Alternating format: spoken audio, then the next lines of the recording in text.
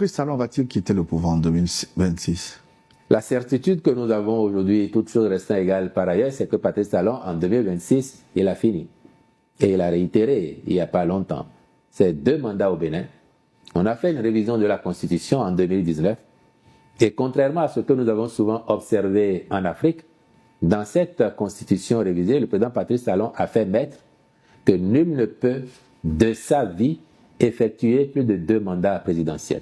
Ça veut dire que si vous êtes béninois, vous êtes né au Bénin, vous êtes né ailleurs, mais vous remplissez les conditions, vous devenez président de la République, vous avez droit à 2 mandats. Qu'ils soient consécutifs ou non, vous avez droit à 2 mandats, pas plus. Donc, sur cette base-là, il n'y a aucun doute. Je vous le dis, le président Patrice Talon, il est à son dernier mandat qui finit à peu près dans 2 ans, un peu moins de 2 ans et demi. Il avait déjà donné sa parole pour le mandat unique. Il avait donné sa parole pour le mandat unique, mais à un moment où la Constitution lui donnait le droit à un 2e mandat. C'est lui qui avait décidé d'instaurer le mandat unique.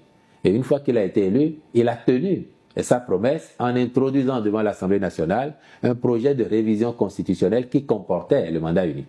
Mais les députés ont refusé de débattre, ils ont rejeté parce que la procédure parlementaire demande que le projet ou la proposition passe une première étape de prise en compte et ensuite maintenant le débat.